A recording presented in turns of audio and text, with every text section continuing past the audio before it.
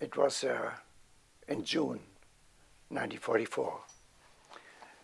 The Russians had started a major offensive there near Mogilev.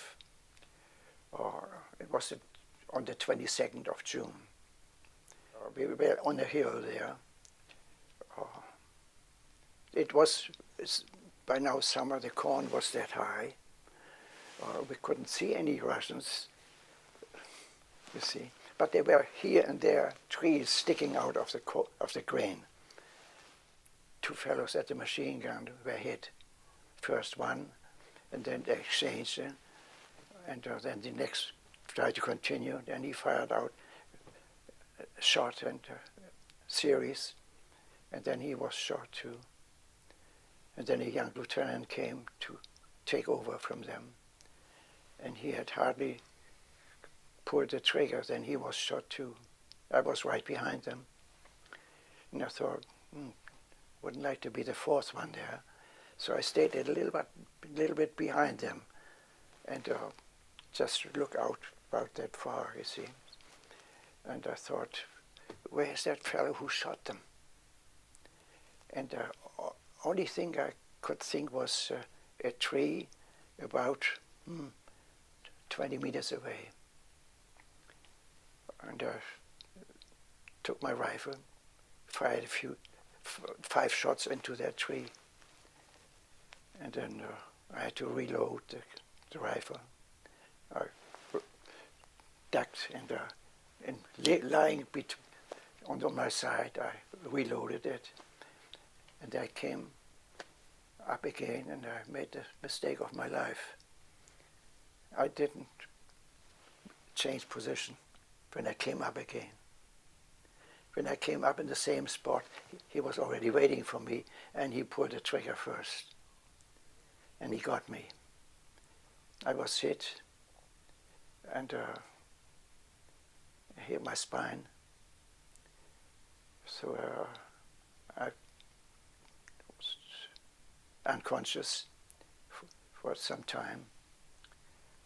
But I thought, hey, the war's over for me. And I felt me going up and up and up and up. Hey, I think, this is fun. And it was beautiful. Sunshine up there and warm. And I thought, my gosh, I didn't think it was that beautiful up here. And I stood there and saw a city. Beautiful little city. Red roofs. And something like when you approach Saskatoon from a mile away, about that distance.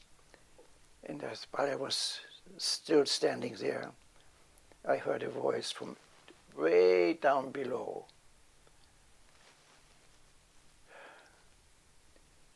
I thought, who's that? Calling my name. I said, I'm going to stay up here. You can call as much as you want down there. I'm not coming back. So I decided, no, I stay up here. But he kept calling my name. And it grew louder and louder and louder. And I was gradually coming down again. I said, oh no. And then I recognized who it was, Egon, my soldier colleagues, Egon, Reinhold, can you move? I looked at myself. I was lying there in a letter T, like so.